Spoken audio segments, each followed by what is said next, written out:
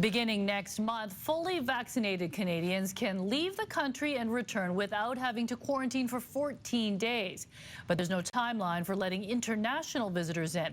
And that has some tourism businesses worried this summer could be even worse than 2020. CTV's Shannon Patterson has the story.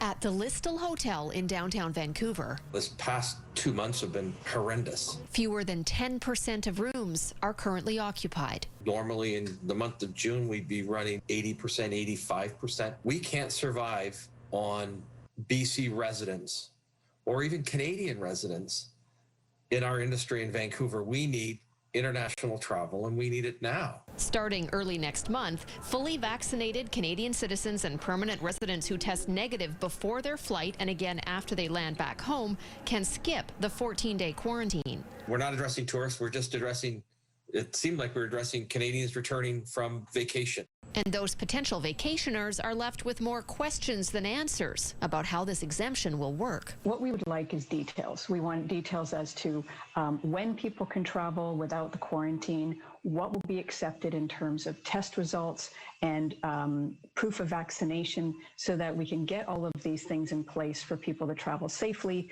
and without too many headaches. If Canadians decide to forego staycations and travel outside our borders this summer, it's terrible for BC tourism. All those dollars that we're hoping to get are now leaving the country, and nothing's coming in to replace it. He says tourist-driven businesses need to know right now. What's the plan? When can we have the Americans come up? How do they do the passport? How does the international travelers come? We do want to be careful and cautious on these next steps to make sure that we are not putting that recovery in jeopardy.